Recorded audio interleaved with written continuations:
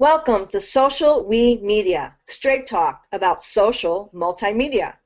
Today, I'm really excited because I have Martha Giffen. And what I love about her is she is really spunky like me, and I love having spunky guests. And she is the author of Be Social, Be Rich. And so today, we're going to be talking about how to be social and how to use Twitter to monetize and how to create money and actually how to make connections, one-on-one connections. So welcome, Martha. Thank you so much. I'm so happy to be here. And, we are talking about one of my favorite subjects, Twitter.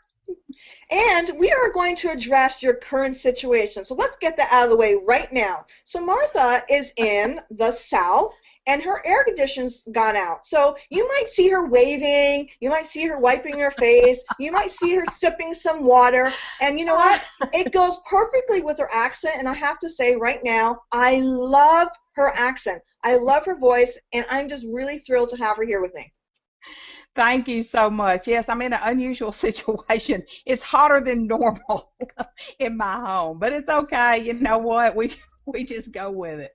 Right. I mean, I gave her the option of rescheduling, and you know what? Me and her are warriors, and we chose to hit the broadcast button and do this interview. So you know what? We're going to do it.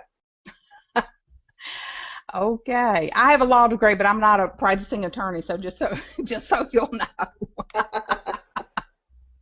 Anyways, so I would love for you to share with people. I actually love the title of your book, by the way, Be Social, Be Rich. And for me, I think all of social media, and that's why, as you know, my title of my show is Social Media. We. And people need to get what we means in social media. So can you share with us a little bit, like your title is Be Social. What does that mean to you? Well, my title is very interesting. I live what I call an inspired life. And what that means is that I really listen to that internal voice when it's nudging me or telling me what to do or whatever. Some people you can call it God, universe, whatever. I tend to call it God. But one day in my meditations, I heard Be Social, Be Rich. And I just knew that was the title of my next book. So the title itself was an inspired title. What it means to me is it's a double meaning on the Be Social, Be Rich.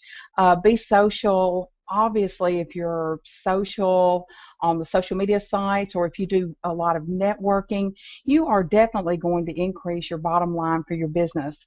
But to me, the added wonderfulness of it really is that you increase your life. Your life becomes richer because of the people that you meet along the way and the people that you accumulate into your network.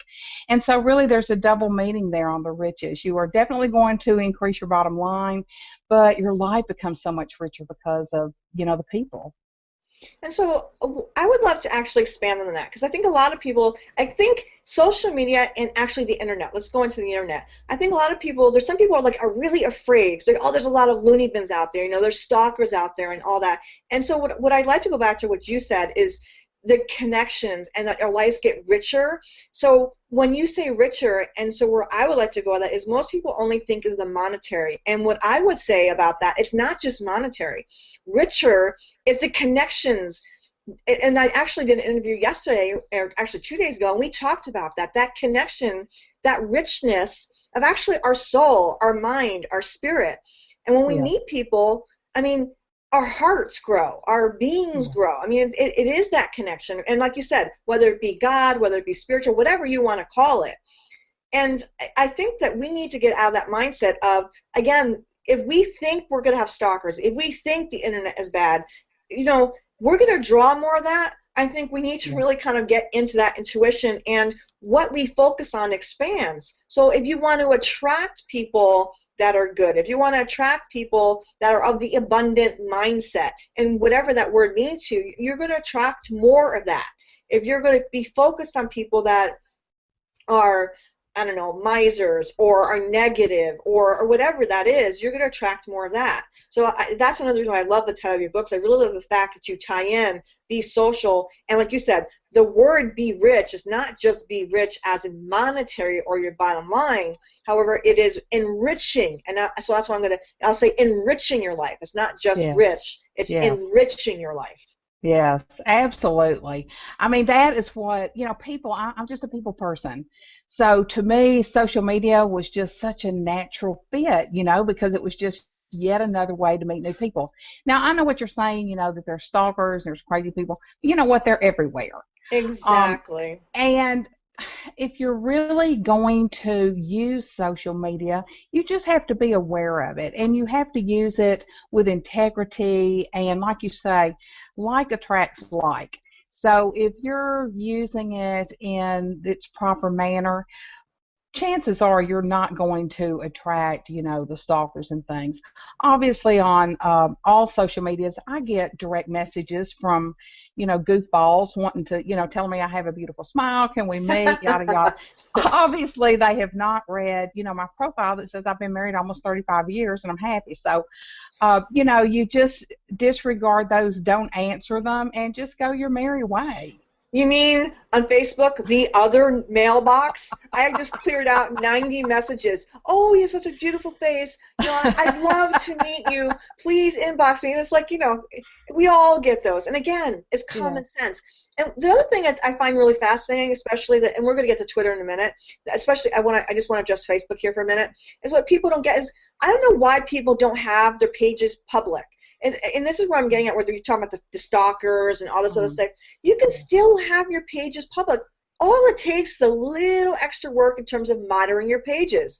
I just have someone checking the pages, and they scroll through to make sure. I mean, I allow anybody to post on my page. I allow anybody to comment on my page. Who cares? I mean, some people are like, well, I can only have 5,000 friends, and that means I have to use a page. The problem with the pages is the algorithm kicks everything out. The only Yeah. thing people see is if you only write text. If you Yeah. write anything with links, nobody sees them. If you Right. just do pretty pictures now, nobody sees them. So you can only write text, which is really counterintuitive. Yeah. So everyone goes to your personal pages anyway. So if you just make them public, let anyone post, let anyone comment. It doesn't matter if they're a friend or not. They can Yeah. still communicate with you, and you check your other mailbox. So it's like, Yeah. For me, I mean, I don't have a problem going back and forth from my profile to my business because everybody knows what I do. So, exactly. I'm going back and forth. And I feel like if my personal friends don't want to see the marketing or don't like what I do, they know where to find me. So they don't, they don't have to connect with me on Facebook. If I've got high school friends, trying to connect with me, they just need to learn what I do because I'm on there in a marketing capacity, really. So, it just is what it is. But I go back and forth all the time. It doesn't bother me. I just feel like I'm smart enough to handle whatever comes my way. Exactly. I mean, I do use both. I just find that I'm actually using my personal profile more and more because it's just easier. I just get, Yeah. it just gets so convoluted. But anyways, let's get to Twitter because I really love Twitter. I mean, Twitter is fun, it's easy, it's short, it's to the point. So how have you used Twitter to gain clients and actually make those personal one-on-one connections? There's so many different ways to do it.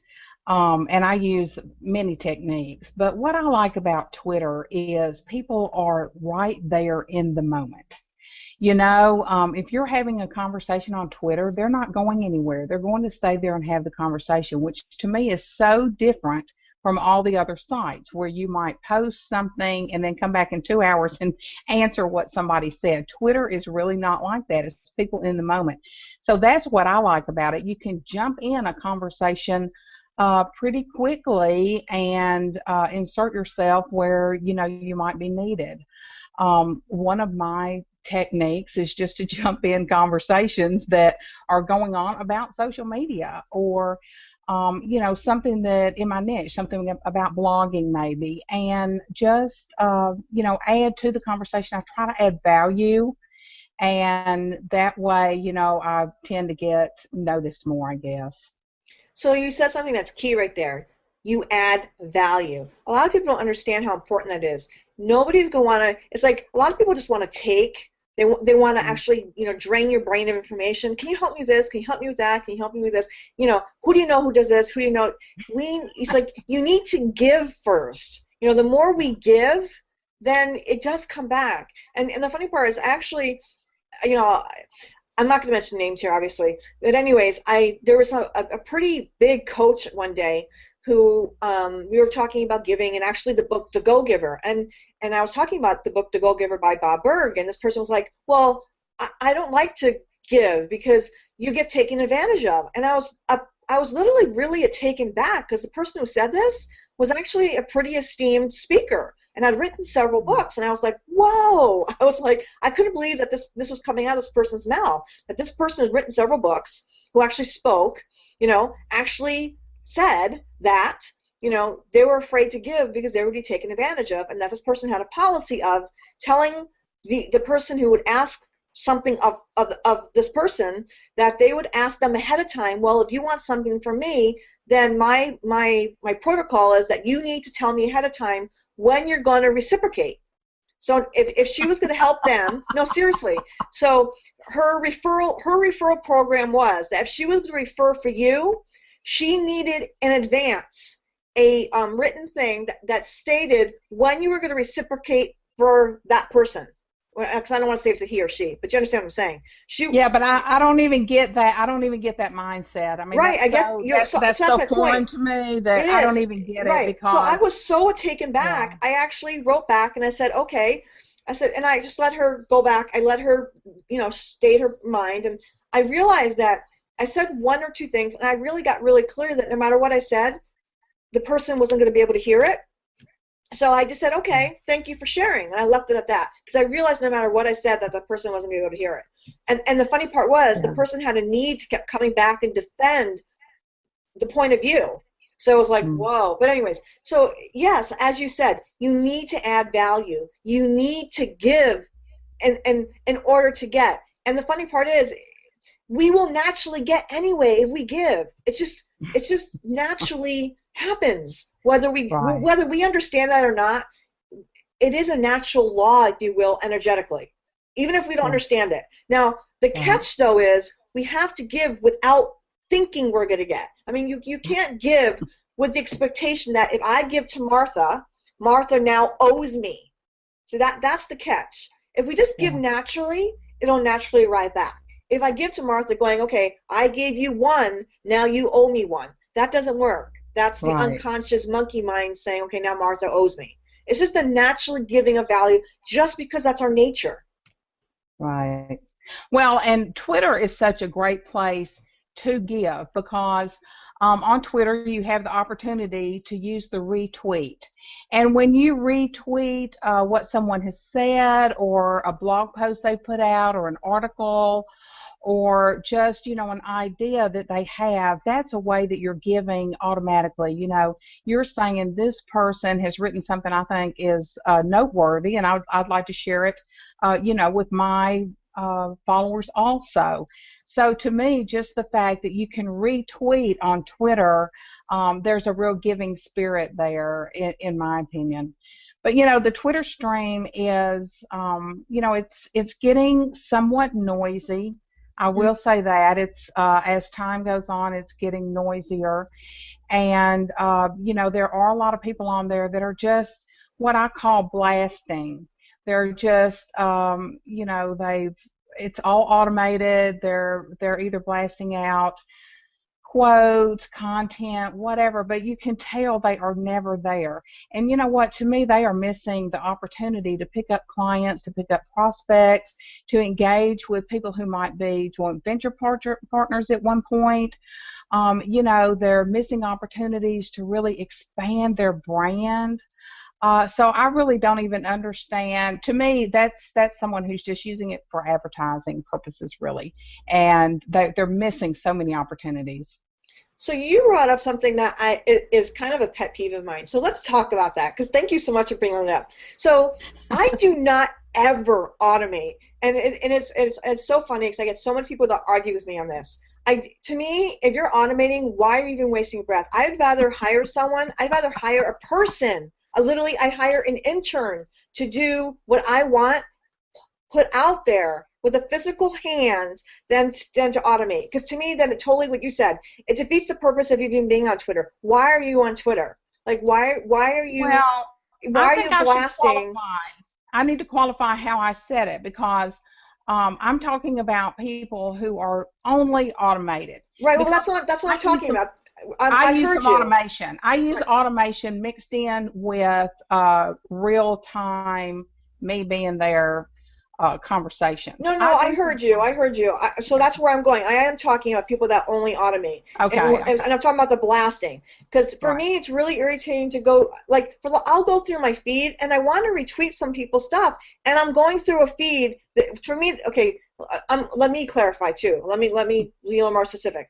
There's two things that really annoy me. There's nothing worse than going through a feed and all I see is I gave clout to this person. I gave clout to this person. I gave clout to this person. I gave cred to this person. I gave, that to me, and I know they're doing it to boost their, their clout score and all these other scores to get higher numbers. If you look at my feed, it will say thank you. However, I mean, in the old days, way, way, way when I first started, yes, I did do that before I knew any better. But now I Yeah, never do that. I do say thank you. I always thank people for retweeting. I'll thank yeah, people for giving me clout. I'll thank yeah, people. However, if I'm looking through someone's feeds so I can retweet, like you said, I want to give back, so I do want to retweet something. But if I'm having to scroll through 20, I did this, I did yeah, that, I did this, there's yeah. nothing for me to retweet. There's nothing valuable for me to retweet. And then, Yes, like you I hear said, what you're saying there too, and I do. I have it on pretty good authority that giving people clout all day long is not going to increase your clout score. no, So, and I can tell I'm you like you. also, right. We all participated in the beginning, and I finally realized, this is ridiculous. But having said that, if someone gives me clout because they have benefited from maybe my blog or my tweets or whatever, I'm so much more appreciative than just someone who's just going, through there. So I do usually thank the person, but I'm very much aware now of, clout and cred that just giving it in bulk is really what they're doing. Giving it in bulk is not going to change any scores. It's not, it's pointless. So Yeah, I don't participate in it like exactly. that. I do give my clouts out every day to the people that are in my Yes, tribe. However, like you yes, said, I don't sit there and go, I did this, I did that. And that's my point. And where I was going, what you were saying is the blasting, the people that are automated in Triber. I want to give quality content. So I retreat the people that are in my tribe because I know that their content is quality. So my right. point is, if you're going to use Twitter, make sure you're retweeting quality content. And it's the people that you know. I knew people that are retweeting a Triber that have no idea what the heck they're retweeting. They're just Well, retweeting yes. automatically because they want to increase their scores. And they have no idea what they're retweeting. Yeah, Absolutely and none. I do, that's not the way I do it. I actually, I participate in Triber. I have my own Mm-hmm. tribe, and then I'm a member of several tribes. But I will say this, and I preach this all the time. I preach it on my blog. I preach it to anybody who wants to hear it about Triber. I think it is a wonderful way to share content. It's a wonderful way to find great content to share with your followers. However, read it first. Don't share anything that you haven't read. If I am retweeting something and I'm saying, read this, this is good, I've read it. And I just assume, which I mean, well, I don't assume, but I'm hoping that the people that I follow are doing the same thing. I just do not blindly send out other people's content without reading it. And, that also goes to the know, like, and trust. I've gotten certain people that even though I read their content, it's going to be stellar every time. I really wouldn't even have to read it, but I do just because, I don't know, for one thing, I'm an avid reader, but I just don't feel comfortable recommending something that I haven't read. And that's what you're doing when you're retweeting someone's blog post. You would not recommend a product that you hadn't used, I hope. So Exactly. why would you, Yay! I'm so it's the happy you're same saying this. deal. I'm so happy Yeah. you're saying this. I mean, unfortunately, it's kind of like I'm always saying this. It's kind of like, I feel like a broken record. So I'm so happy that a guest is now saying this. It's like, yes, yes, yes, yay. So, yeah, I mean, Well, it I mean, drives me nuts. everybody's got their way of doing it, and some people, are all about the numbers and market that kind of way. My my way of doing things is relationship marketing, and you cannot do relationship marketing by just blindly, automating everything. I do automate, but I don't know how to automate a conversation. And when they, when they tell me how to do that, then I might be automating. But I haven't figured out how to have engagement with automation. It just doesn't work. Well, and that's the thing. That's where I was going. Actually, that's why I get frustrated with the people that do automate. I mean, it's like we're human beings, and that's what I think. Well, technology, I think, is an amazing tool. I mean, look, we're having this conversation. I love technology for the aspects of Skype, of Google Hangouts. The ability to the texting, the phone calls, the ability that we've been able to do so much through the internet. Unfortunately, some of the technology has actually made us further apart, and we're human beings. We crave contact, we crave connection. So that's what I'm saying about automation. Sometimes we get too crazy with the automation, and we need to remember that we're human beings and that we do crave human contact and connection. And so that's why I loved what you said. I love the fact that you're talking about real connection and not using automation to that extent, and so that we do have that connection. It's so important. And another thing is I take my followers seriously. If they have chosen to follow me, I don't want to send out junk, because that's a good way to get them to unfollow me. But I take it very seriously that people are following me because I send out good content, or because I'm sending out new ideas, better ideas, whatever. So, I think people should take that seriously, their followers.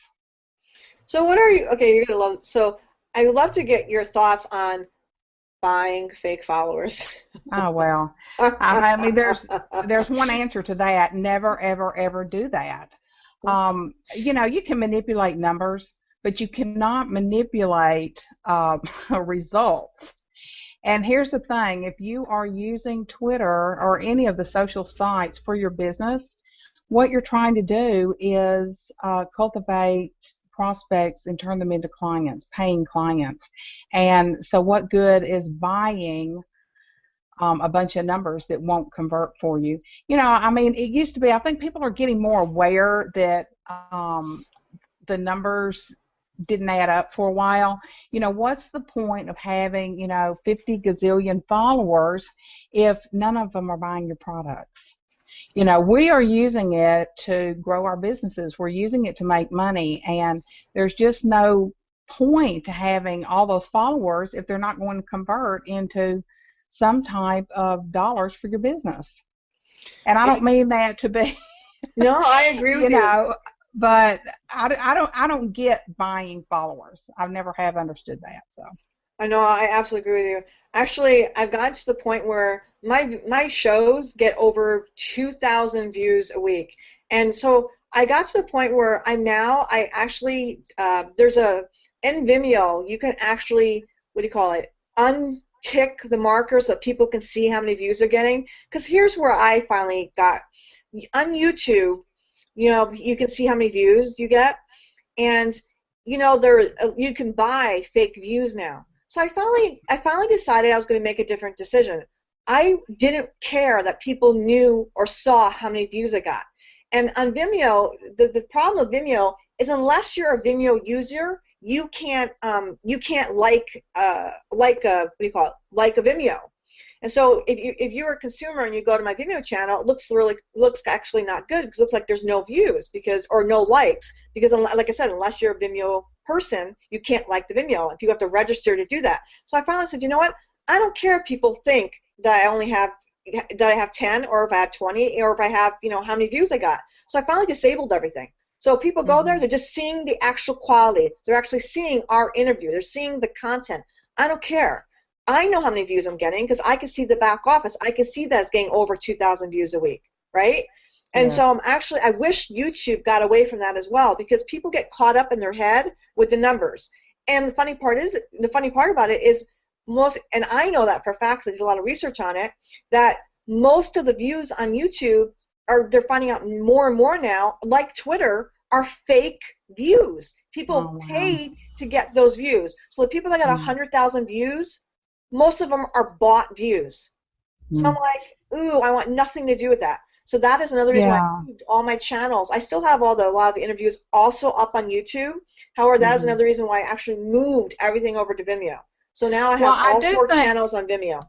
I do think having being aware of the views is good for me, and here's why. I don't have that many videos up, but the ones I have are how to do Hmm. things, and I'm driving traffic to my blog, or I'm driving traffic to a product.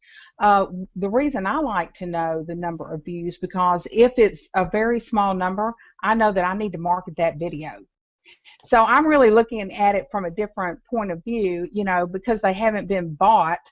I'm actually gauging, how many people are watching it to the traffic going to my site or going to my product. So I'm really looking at that in a different way. So I like being able to see No, what I the numbers are, disabled but it. to No, manipulate them doesn't make right. sense now. No, what I was saying is I can still see the numbers. In other words, I didn't disable it Oh, so I that, in got other you. words, I disabled it for other people to see it. In other words, Oh, I because I got you. didn't want the egoic thing going, oh, I'm Yeah. getting 2,000 views, a week. In other words, my Yeah. back office, I can see all the views. So I know, Yeah. for me, like you said, I need to know. So I know Yeah. every single video, every single number for everything. But my point is, I didn't care that other people knew that if I was getting X amount of views. I didn't want to go Right. down that trip where, like, Right. again, like on YouTube, you have 100,000 views. I don't care about that. I know how Yeah. many I'm getting because I need to know so that I know what shows are doing better than others. So I know, okay, this one needs more of this, or whatever. Which ones are doing better for whatever reason. So yes, I didn't. Right. I disabled it for the public because for Yeah. me, that whole egoic thing about 100,000 views, which I know half of them are bought, I wanted Yeah. nothing to do with that. And that's what I like about Yeah. Vimeo. And It's more professional. because I speak, to social media, and because that's, where my business comes from, I get asked that a lot. How do I get more likes? How do I get more followers? And people are so relieved when I tell them that, it's more important to have quality. It's more important to attract your target market. If you're not attracting your target market, then you've got to make a change, and your change either needs to be in your message or in your niche. Maybe you're in the wrong niche, period. But you use it as a gauge, but nothing more. I agree. So what would you say are 3 really good tips that people could use on Twitter to really, like you said, either get more likes, well that's for Facebook, but for Twitter. So what are 3 really good tips people could use to get more followers on Twitter? Well, the trick is you want to get targeted followers, I think, depending on what your niche is. My niche is social media blogging. I'm a business coach, so I'm looking for entrepreneurs. I'm usually, very interested in female entrepreneurs. So one thing that I use a lot is I participate in tweet chats. And for any of your listeners that don't know what that is, it's usually an hour out of the day of a day of the week, and they're talking about a certain topic.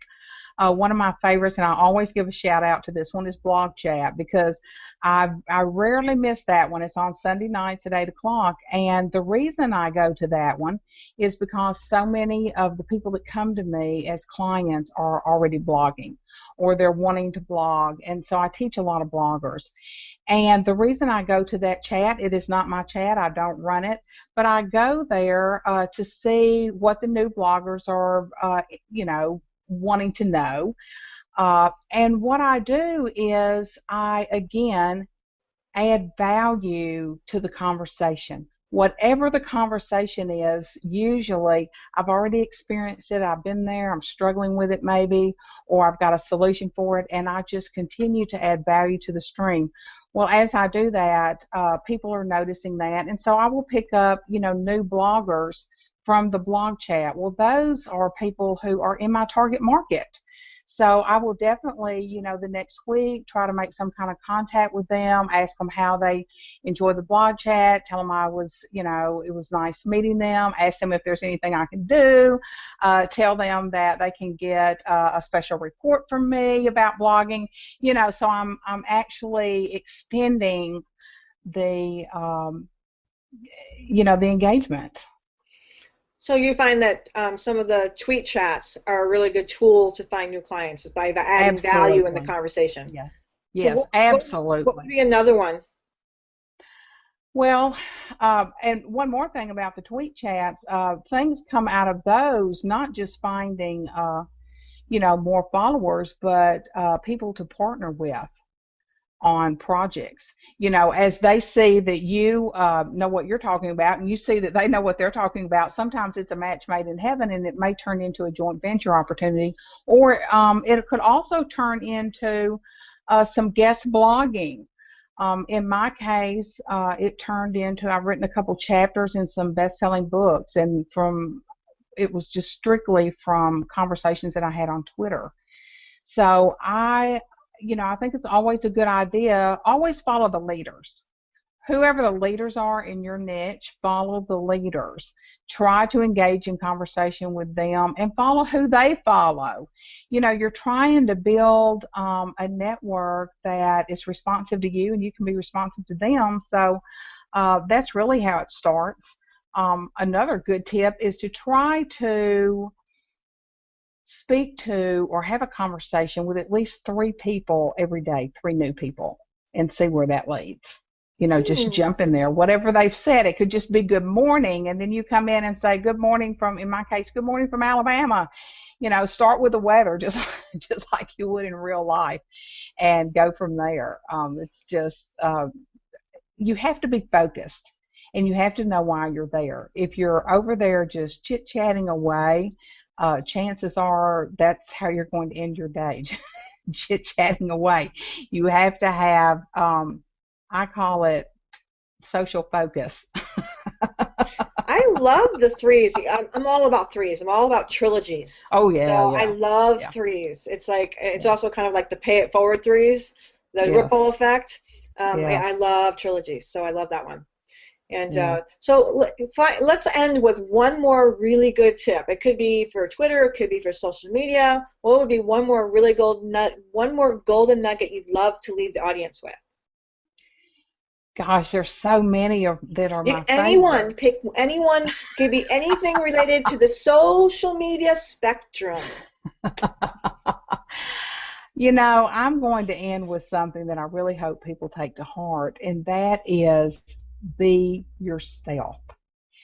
Nobody can be you, and really everything shows up, even though you're just typing, your personality shows up through your social media. So, my very best tip is to be there, engage with people, and just be yourself. Ooh, I love that one. Yes, authenticity rules, the Yeah. mecca of social media. I can't tell you how I love that you ended with that because it is so true. What you think does not get around does. It is a small, small world of social media. You think it is not, trust me, it is very small. It may be a Yeah. big world, social media, things I mean, things, Yeah. I'm telling you, Yeah. when you do rants on your walls, people cut and paste them and they save them. And when you delete them from your wall and you think they're gone, oh, no, they're not. They're Yeah. someplace and someone has them and they've leaked them somewhere. I have, Yes. I mean, And that's what people yeah. don't get. They do rants on their walls and then they delete them and they think they're gone. Or they do a tweet and they delete it and it's a really bad tweet about someone and they think it's gone. Oh, no, it's not. It's like, so when you think you're being all sweet and all nice and you do something like that, it's forever. So Yeah, be and I yourself. guess we should say that too, because everybody has to figure out for themselves how they're going to be. But I think it's good on the front end to go ahead and make the decision about the personality that you're going to project. If you're having a bad day, my advice to you is get off social media. I just made it a part of who I am. I never cuss on social media. I try not to do, say negative things. I'm not Pollyanna, but at the same time, there's no point in stirring up animosity. There's enough people out Exactly. there to do that. So, I just don't want to participate. Exactly. I don't get it. If you're having a fight with your spouse, don't post it on. I mean, like, why? Don't do Yeah, it. why? Yeah, Nobody it's wants like, to know. it's like, please. I mean, it's like, I don't get it. People are like, I may be going for my next surgery, but I don't sit there and go, oh, I'm in so much pain. I don't want to hear, it's like, do I want to hear people say, oh, I'm so sorry, Carly? It's like, no, I don't want to hear that. It's like, really? It's like, I don't get it. It's like, Yeah. please, So I love that you ended with that because, really, be yourself, be authentic, and don't air your drama on your walls. So anyways, it's been such a joy having you. And yes, I love your accent. And I hope your air conditioner gets fixed real soon so that you're nice and cool. So I meanwhile, will. fan yourself, go take a cold shower. And just it's been an absolute delight having you. And as always, everybody, I love your feedback, and I love bringing you wonderful content, and I hope I'm bringing you lots of value. And for tonight, I leave you, and I will be with you again very soon. I will be sending a wonderful link for you with the embedded video and the embedded podcast, and I will be seeing you very soon. So for tonight, good night. Enjoy, everybody.